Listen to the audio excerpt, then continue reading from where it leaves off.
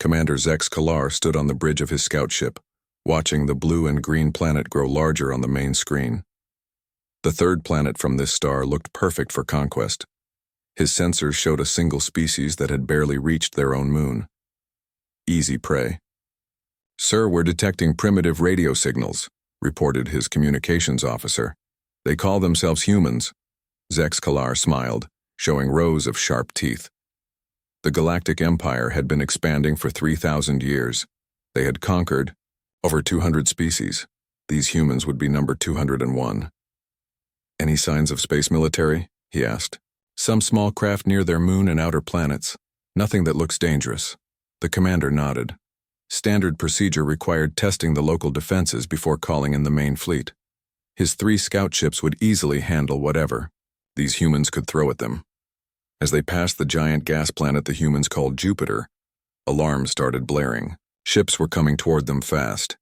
Zex Kalar counted 12 human vessels, each about half the size of his scouts. "They look like cargo ships with weapons stuck on them," laughed his weapons officer. "This will be over quickly." The first human ship opened fire. Zex Kalar expected weak laser beams or simple missiles. Instead, a stream of metal projectiles slammed into his shields at incredible speed. The impacts were so violent that his ship shook. "What kind of weapons are those?" he demanded. "Mass drivers, sir. They're shooting chunks of metal at us using magnetic fields. Very primitive, but surprisingly effective at close range." More human ships joined the attack. They moved in strange patterns, not following any military doctrine Zex Kalar knew. Some ships fired while spinning wildly. Others launched clouds of small objects that exploded when his ships got close. "Sir, one of the human ships is heading straight for us. It's not slowing down." Zex Kalar watched in shock as a human vessel, its hull torn open and leaking atmosphere, rammed directly into one of his scout ships. The explosion was massive. Both ships were destroyed instantly. "These humans are insane," whispered his tactical officer. "Who uses ramming attacks in space combat?" The battle continued for 2 hours. The humans fought with desperate fury. They used tactics no civilized species would consider. When their weapons failed, they rammed his ships. When their ships were disabled, they launched escape pods filled with explosives. Some human pilots even put on spacesuits and tried to board his vessels with hand weapons. Zex Kalar's remaining 2 ships managed to destroy all the human vessels. But the cost was terrible. One of his scouts was completely destroyed. The other was badly damaged. Worse, he had lost over half his crew. As the battle ended, his communications officer received a transmission from the human ships just before they were destroyed. The message was simple. "Earth Defense Force Patrol Squadron 7 to Sol Command. Enemy contact confirmed. 12 ships engaging. Send more patrols." Patrol Squadron 7? Zex Kalar felt a chill.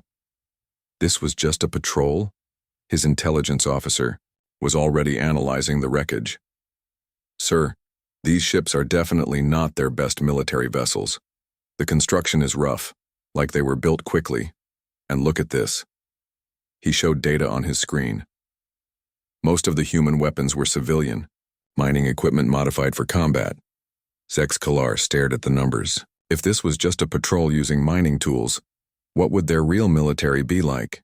"Sir, we're receiving another human transmission," reported the communications officer. "It's coming from the inner system." "Put it on screen." A human face appeared. The creature looked young and wore a simple uniform.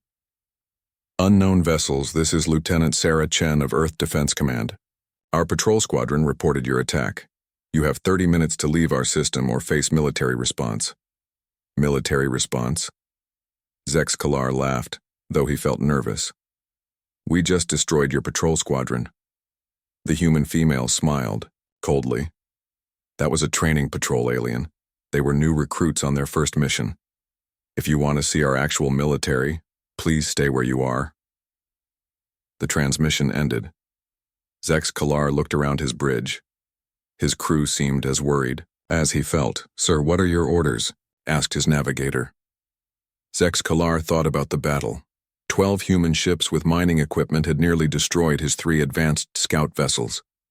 The humans fought like demons, using tactics that made no sense but somehow worked. And they called it a training mission. Set course for the edge of the system, he ordered. We need to report back to command.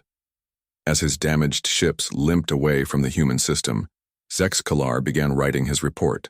He would tell the Empire that these humans were weak, that their military was small and used primitive weapons. That conquest would be easy. He had to tell them something that would make sense. The truth was too frightening. A training patrol of recruits with mining equipment had nearly killed him. What would happen when the Empire faced the humans' real military? His report would say the humans had perhaps 50 ships total, maybe 100 at most. Their technology was crude. Their tactics were poor. The Empire could take this system with a standard invasion fleet of 200 vessels. Zex Kalar knew he was lying. But he also knew that no one would believe the truth. No one would believe that 12 cargo ships with weapons bolted onto them could fight so well. No one would believe that humans used ramming attacks and suicide runs as standard tactics. Most importantly, no one would believe that this entire battle was considered a minor training exercise by the humans. 3 weeks later, Zex Kalar's report reached Empire High Command. Admiral Vorth Kellen read it while eating his morning meal. Another primitive species discovered. Another easy conquest planned.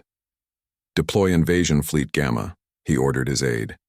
200 ships should be more than enough for these humans.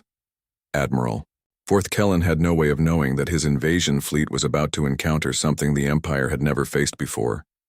He had no idea that the human military they were planning to fight was actually just a local defense force. He did not know that the real human fleet was busy with what humans called more important matters, in distant parts of the galaxy. Most terrifying of all, he did not know that humans had been watching Empire ships for months. They knew exactly when and where the invasion would come. They were ready.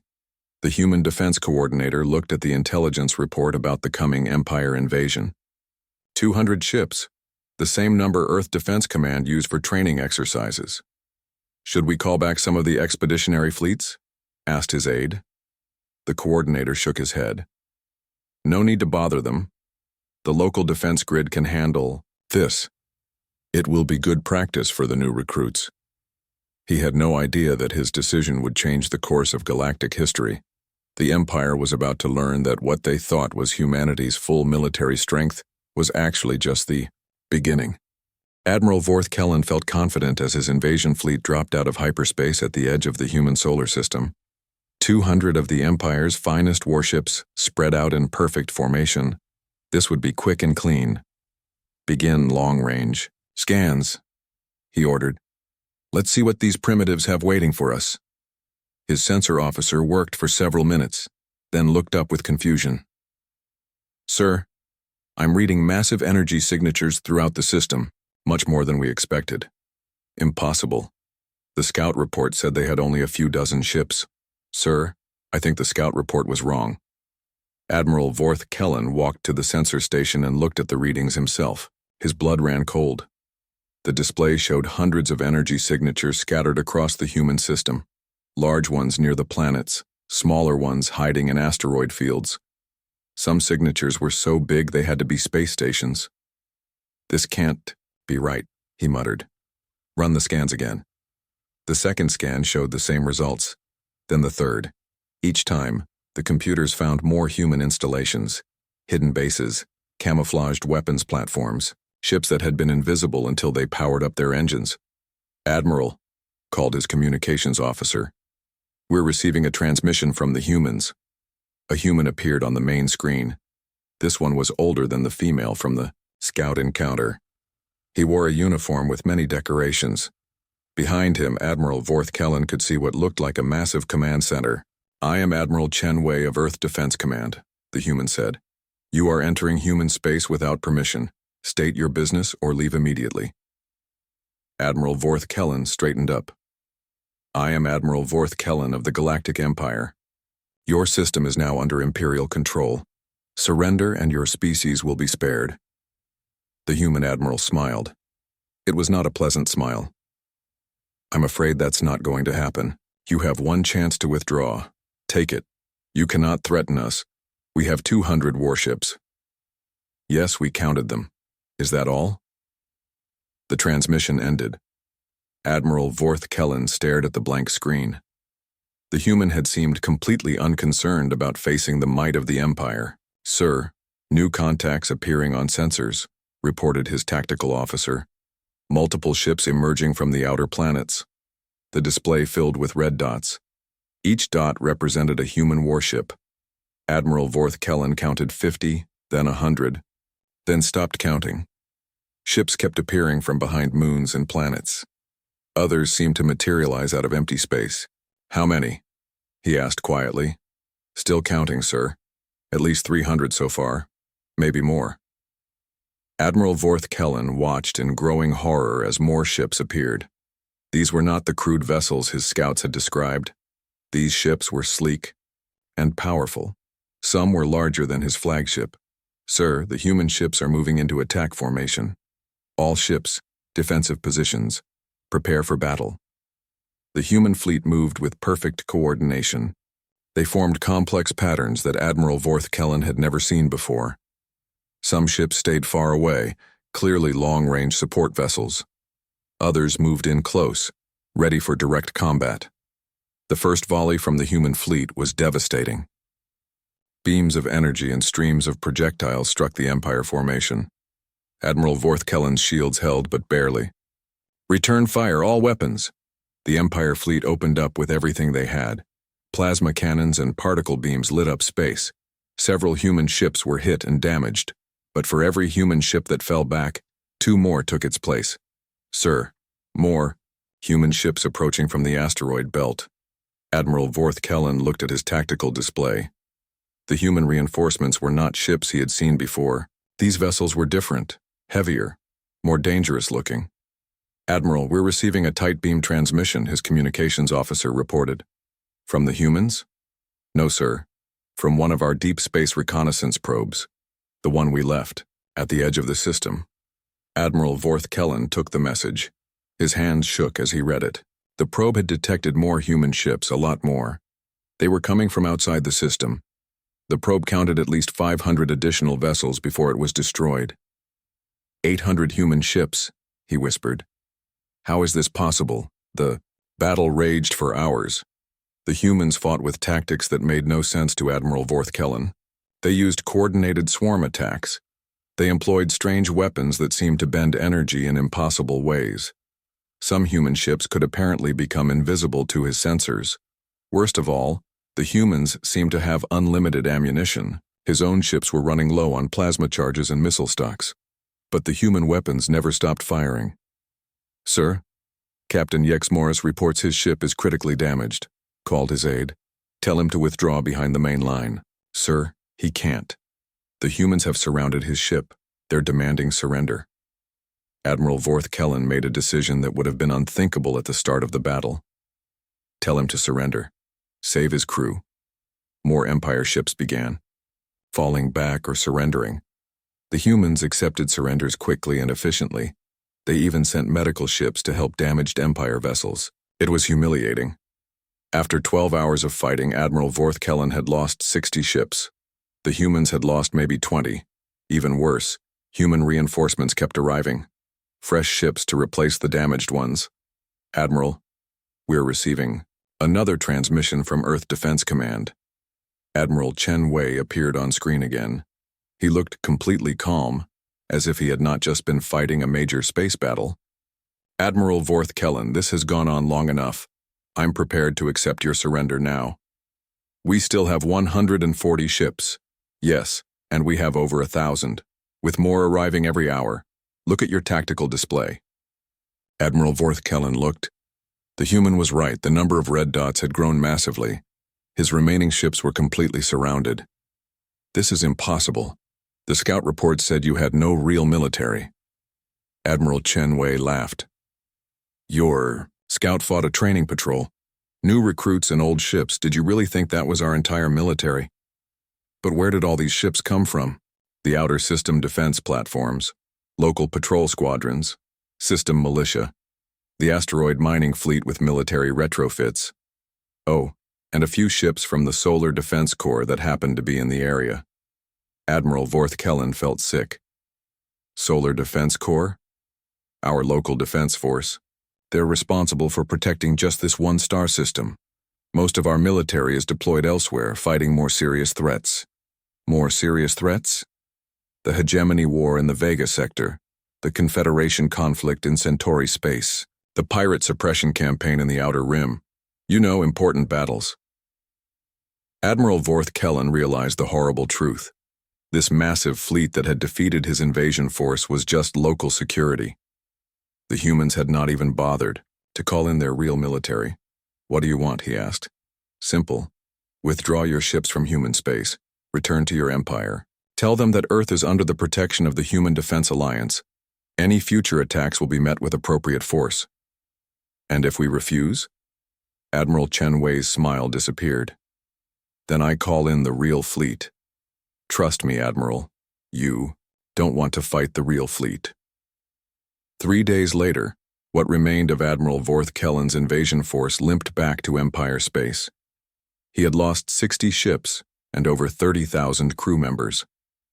The humans had defeated him using what they called local security forces. In his report to Empire High Command, Admiral Vorth Kellen tried to explain what had happened. He described the massive human fleet, the advanced weapons, the perfect coordination, the endless reinforcements. But how could he explain that the humans considered this a minor skirmish? How could he tell the Empire that humanity's real military was busy fighting other wars they considered more important? Most terrifying of all, how could he report that the humans had offered to let him go home and warn the Empire to stay away?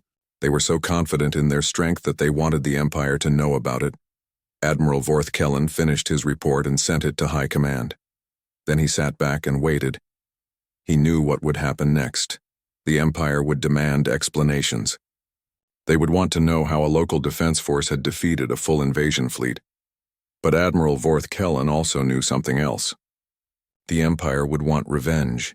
They would send a larger fleet, maybe the entire home defense armada. He hoped they would reconsider, because if what the humans said was true, the Empire was about to make a terrible mistake. They were about to attack a species that considered their invasion fleet a minor training exercise. High Inquisitor Nexthalan sat across from the captured human officer in the sterile interrogation chamber. The prisoner wore a simple blue uniform and seemed remarkably calm for someone facing the Empire's most skilled interrogator. "State your name and rank," Nexthalan commanded. "Commander Sarah Mitchell, Earth Defense Corps, Solar Division." Nexthalan made notes on his datapad. After the disaster at the human system, the Empire needed information, real information, not the useless. Reports from their defeated admirals. "How many ships does your military have?" Commander Mitchell smiled. "Which military?" "Don't play games with me, human. Your total military force." "Sir, that's like asking how many grains of sand are on a beach. I honestly don't know the exact number." Nexthalan leaned forward. This human was either very brave or very stupid.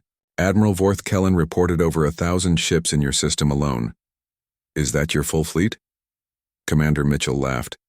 1,000 ships? In Sol? No, that was just local defense.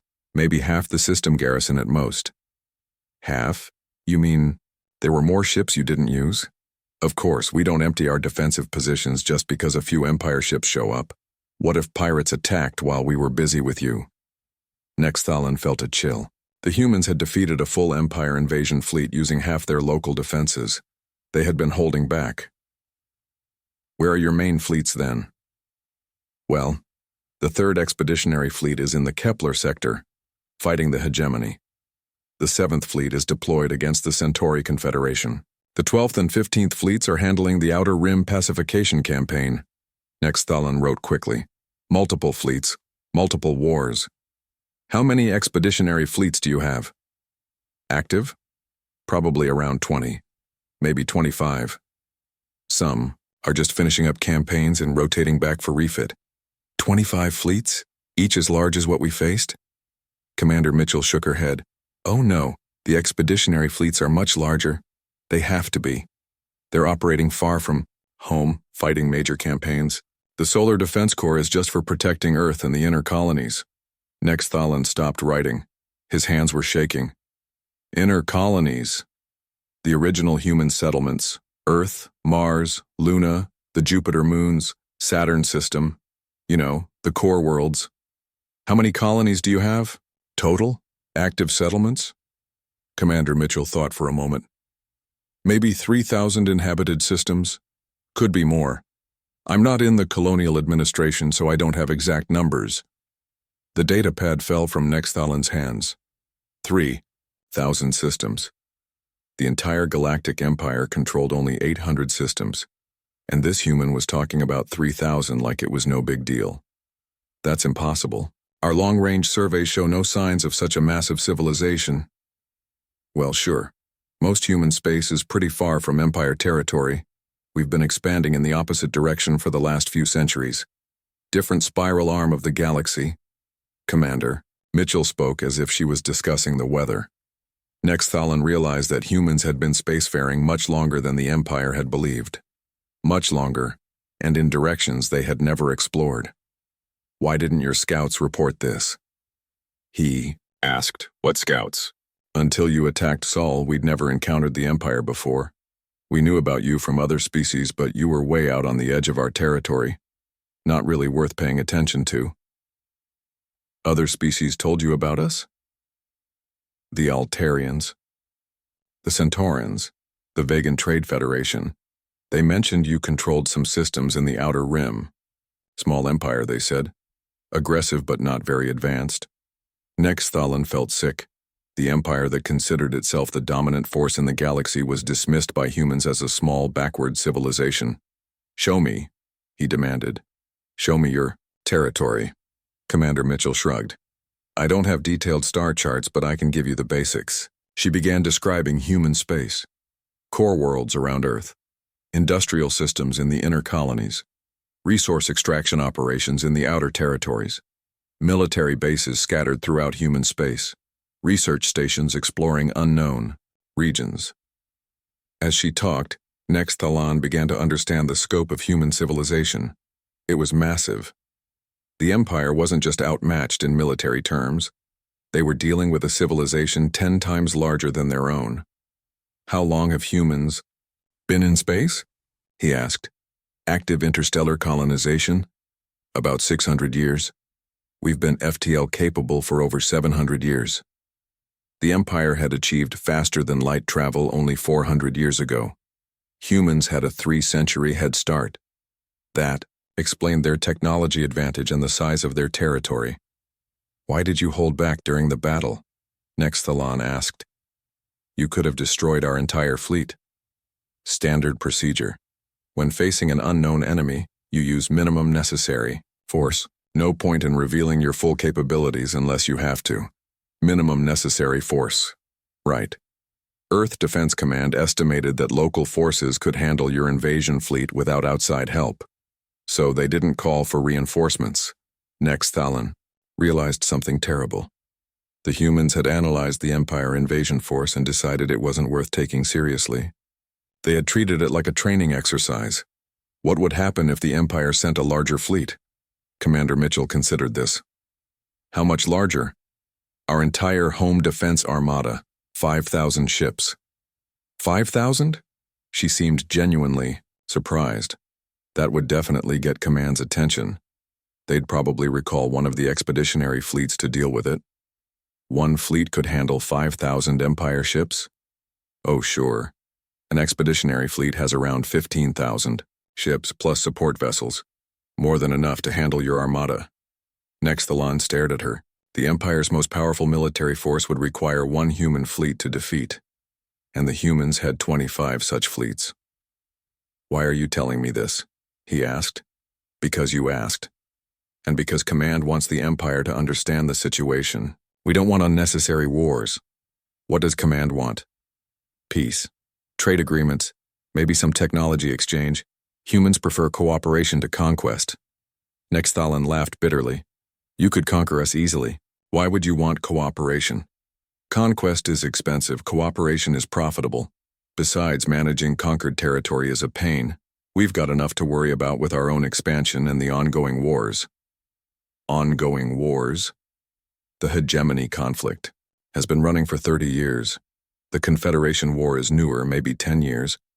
And there's always the Outer Rim situation.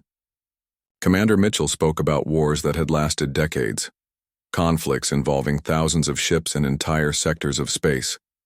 The Empire was not even on the human list of important enemies. Commander, Nexthalan said slowly, what would it take for the Empire to be considered a serious threat by your military? She thought about this carefully.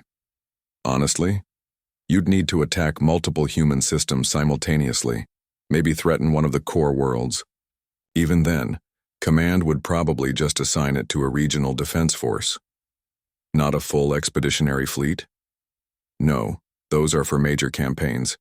The Empire isn't big enough to require that level of response. Nexthalan understood now. The Empire was like a small pirate band attacking a massive interstellar civilization.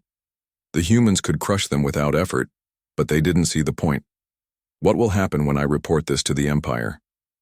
Command hopes your leaders will be reasonable, but if they're not, Commander Mitchell shrugged. Well, Regional Command has standing orders for dealing with aggressive minor powers, which are blockade their territory, capture their fleets, occupy their core systems, standard pacification protocol.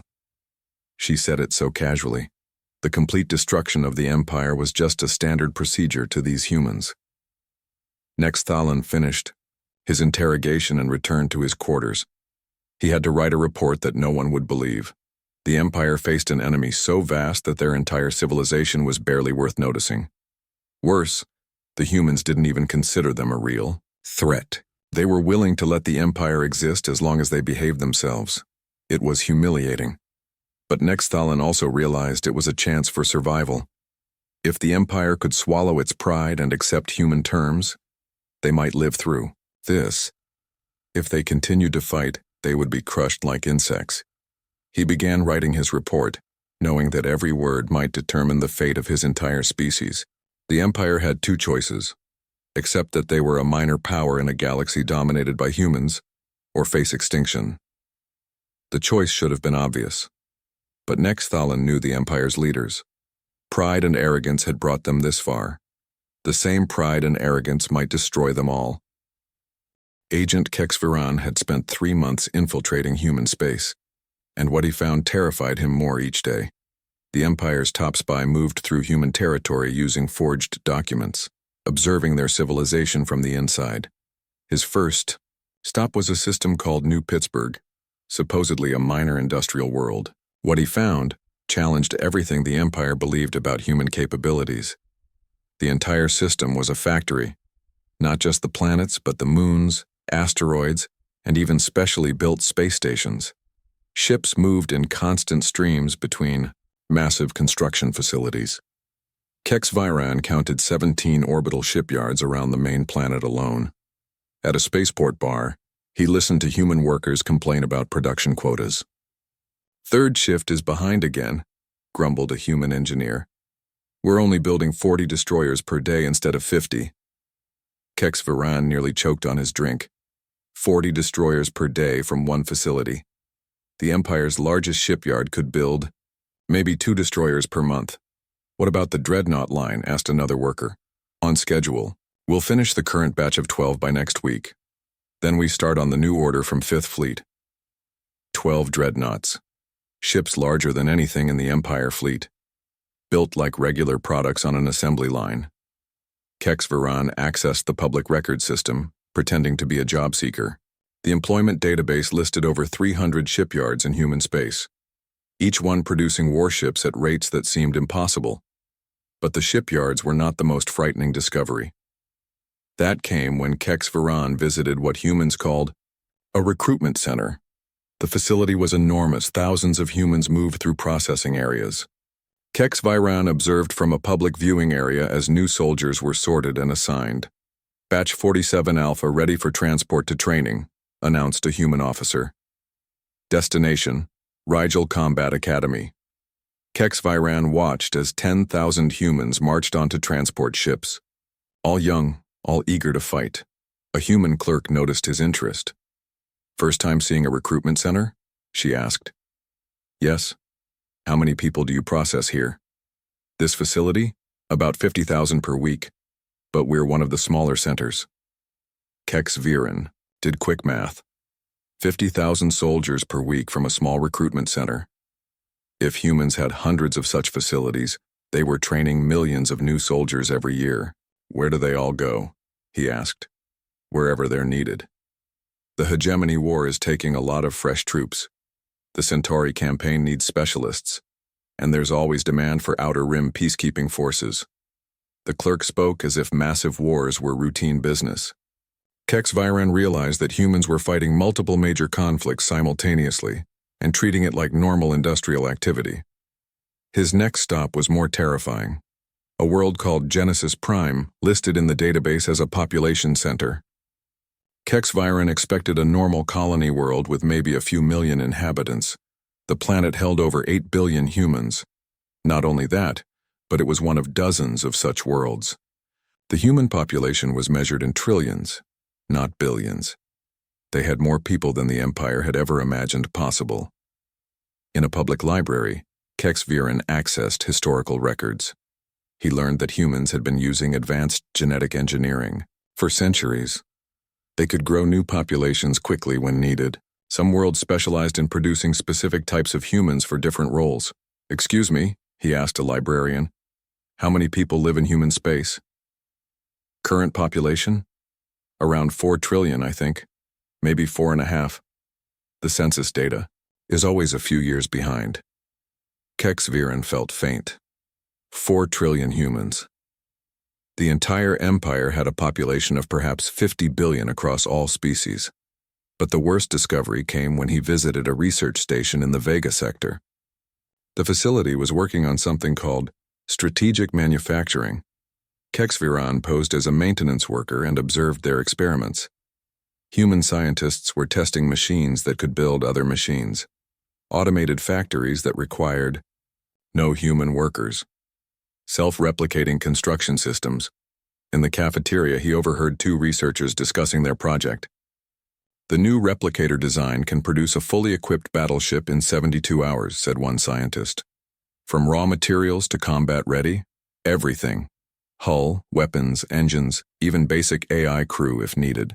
Just feed it asteroids and energy," Kex Viran realized what this meant. Humans were developing technology that could create entire fleets without human workers.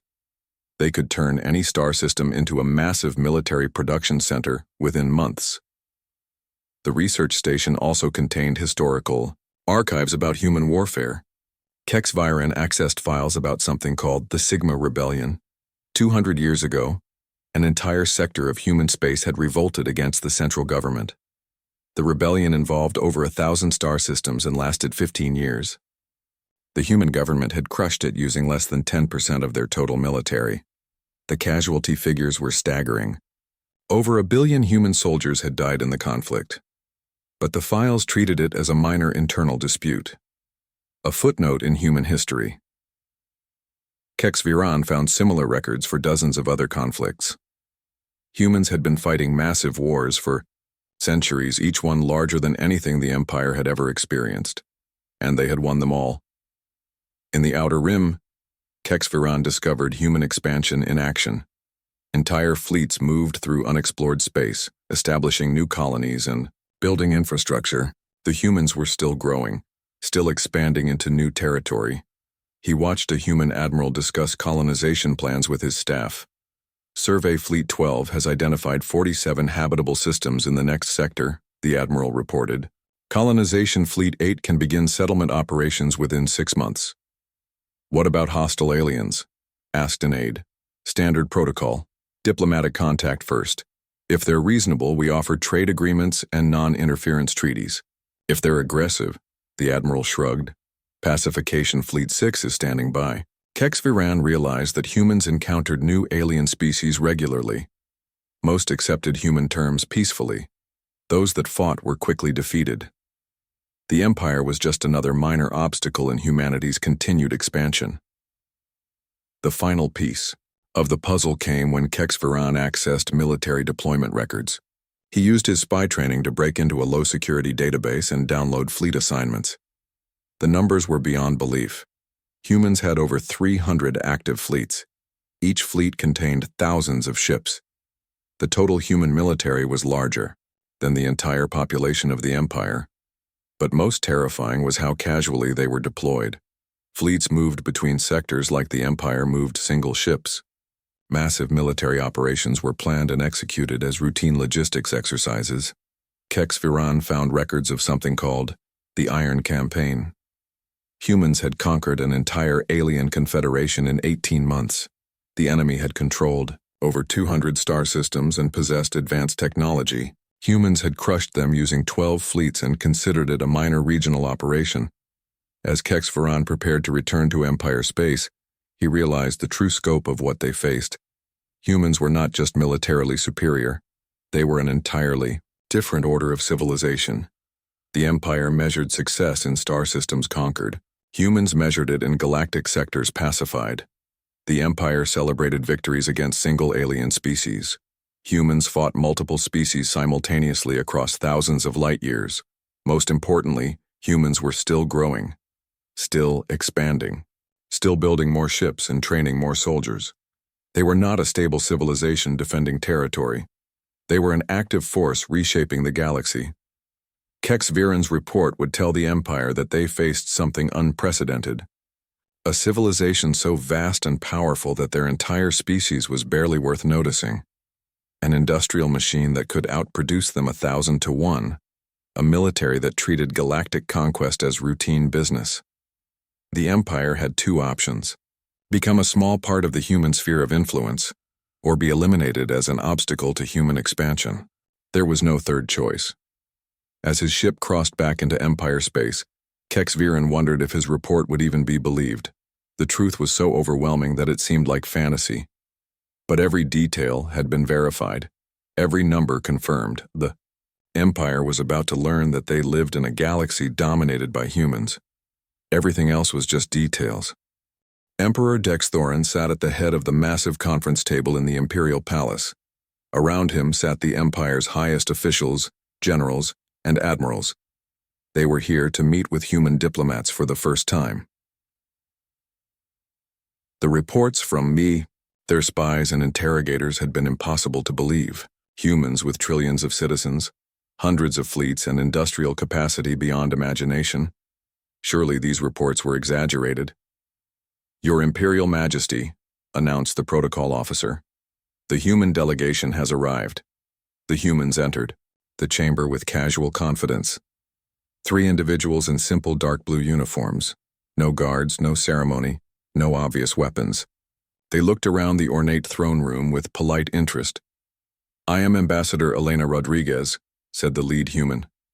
"This is Military Liaison Admiral Jackson and Economic Advisor Dr. Chen. We represent the Human Diplomatic Corps." Emperor Dex Thorin studied them carefully. They seemed so ordinary. How could these simple creatures command the vast civilization his spies had described? "Be seated," he commanded. "We are here to discuss terms for your surrender." Ambassador Rodriguez smiled pleasantly. "I'm afraid there's been a misunderstanding, Your Majesty. We're here to discuss your surrender." Shocked silence filled the room. General Korthvex leaped to his feet. "How dare you? The Empire does not surrender to primitives." Admiral Jackson spoke for the first time. His voice was calm and professional. "General, I think you should sit down and listen to what we have to say. I will not be ordered around by some alien." The Admiral touched a device on his wrist. Instantly, alarms began blaring throughout the palace. Red lights flashed on every console in the room. "What is happening?" demanded Emperor Dex Thorin. "Wow." Empire's military coordinator checked his communication device, then looked up with a pale face. "Your Majesty, we're receiving reports from across the Empire. Human fleets have appeared in 43 of our systems simultaneously." "Impossible." "Sir, they're broadcasting on all frequencies. The humans are demanding immediate communication with Imperial Command." Ambassador Rodriguez nodded to Admiral Jackson, who spoke into his communicator. "All units, this is Admiral Jackson. Stand down to peacekeeping posture. Maintain positions but do not engage unless fired upon." The palace alarm stopped. The red lights returned to normal. Emperor Dex Thorin realized that with a single word, the human admiral had taken control. of the situation. How many ships? The Emperor asked quietly. In your territory right now? About 1,500? Admiral Jackson replied. But that's just the peacekeeping force. We have more ships standing by if needed. Dr. Chen opened a folder and placed documents on the table. Your Majesty, these are star charts showing current fleet positions. As you can see, we've placed monitoring forces in all your major systems. Emperor Dexthorin looked at the charts. Human fleets surrounded every important Empire world. They had bypassed all defenses, avoided all patrol routes, and positioned themselves perfectly for simultaneous attack. When did you place these fleets? He asked. About 6 hours ago, Ambassador Rodriguez answered. We wanted to be sure we had your attention before beginning negotiations. 6 hours? How did you move so many ships so quickly? Admiral Jackson smiled. Your Majesty, those fleets were already in position. We've been watching the Empire for several months now. Ever since you attacked Seoul, we've had you under observation. The implications were terrifying. Humans had been secretly surrounding the Empire for months. They had mapped every system, analyzed every defense, and prepared for total conquest, all while the Empire believed they were the aggressors. What do you want? Emperor Dexthorin asked. Ambassador Rodriguez pulled out another document. These are our terms. Very reasonable, we think. The Emperor read quickly. His hands began to shake. This says the Empire becomes a human protectorate. That's correct. You'll maintain internal self-government, but external relations and military policy will be handled by Human Regional Command. And if we refuse? Dr. Chen answered this time.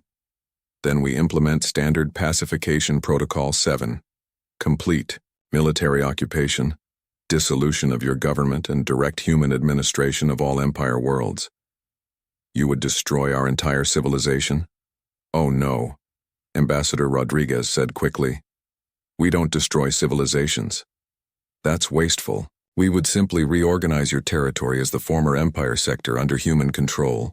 Your people would become human citizens with full rights and benefits. Admiral Jackson added, actually, most species prefer human citizenship after a few years. Better health care, advanced education, guaranteed employment, and protection from aggressive neighbors. Emperor Dexthorin felt sick. The humans were offering to eliminate his empire so casually that they made it sound like a promotion. How long do we have to decide? He asked. We'd like an answer today, Ambassador Rodriguez replied. But we understand this is a big decision. You have until tomorrow morning. One day to decide the fate of our entire civilization? Dr. Chen shrugged. Your Majesty, we have other commitments. The Hegemony War requires our attention, and there's a trade dispute in the Centauri sector that needs resolution. We can't spend weeks here while minor issues remain unresolved. Minor issues. The fate of the Empire was a minor issue to these humans. General Korth Vex spoke up angrily. What if we fight? What if we refuse both options? Admiral Jackson looked genuinely puzzled. Why would you do that? It would be suicide. The Empire has 800 systems and billions of citizens. We will not surrender without a fight. General, the Admiral said patiently, we have fleets positioned around all your major worlds. We control your space lanes and communication networks. Your entire military is surrounded. Fighting would just get your people killed for no reason. Then we die with honor. Ambassador Rodriguez sighed. General, there's no honor in pointless sacrifice. Your choice is simple. Become a prosperous protectorate or be conquered and administered as occupied territory. Either way, human control is inevitable. She spoke as if the conquest of the Empire was already complete, as if this meeting was just paperwork to make it official. Emperor Dexthorin realized that every word was true. Human fleets surrounded his territory. Human technology far exceeded his own. Human industrial capacity could replace any losses instantly. The Empire had no chance of victory. Why are you offering protectorate status? He asked. You could simply conquer us. Because cooperation is more efficient than occupation, Dr. Chen explained. Protectorates govern themselves, which saves us administrative costs. They're usually happier, which means fewer rebellions. and they often become valuable allies in the long run. You've done this before? Many times. The Altarian Federation chose protectorate status 50 years ago. They're quite happy with the arrangement. The Vegan Trade Union became a protectorate 30 years ago and now helps us manage regional commerce. Ambassador Rodriguez added, "The Centauri Confederation chose to fight. We conquered them in 8 months. Now they're occupied territory under direct human administration, much more expensive for us and less pleasant for them." The choice was obvious, but Emperor Dex Thoran had to ask the final question. What happens to me? To the imperial government? You remain emperor, but of a protectorate rather than an independent empire. You'll work with a human advisor on major policy decisions. Your people keep their culture, their traditions, their local governments. You just stop making war on your neighbors. It was a generous offer from a position of overwhelming strength. The humans could have simply conquered the empire and eliminated its government entirely. Instead, they were offering a path to survival. "I need to consult with my advisors," Emperor Dex Thoran said. "Of course, we'll be in our ship if you need us." Ambassador Rodriguez stood up. "Oh, and your Majesty? Don't worry about trying to contact your fleets or prepare any last-minute military actions. Our peacekeeping forces have already disabled your major military installations, just as a precaution." The human delegation left as casually as they had arrived. Emperor Dex Thoran sat in stunned silence with his advisors. In the space of 1 hour, their entire civilization had been conquered by 3 polite humans with no visible weapons, Your Majesty, whispered his military coordinator. "I'm receiving reports from our fleets. They're all surrounded, every single one. The humans somehow positioned forces around every major empire military unit." "How many humans?" "Sir, based on the ship counts, they have more military units in our territory than we have total ships." Emperor Dex Thoran understood the final truth. The humans had not just surrounded the empire, they had surrounded it with casual ease, using only a fraction of their strength.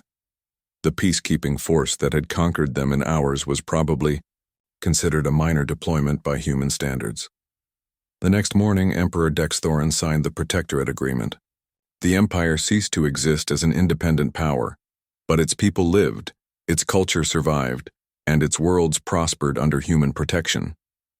Years later, when former empire citizens enjoyed the benefits of human citizenship, most agreed that surrender had been the right choice. Fighting the humans would have been worse than pointless. It would have been insane.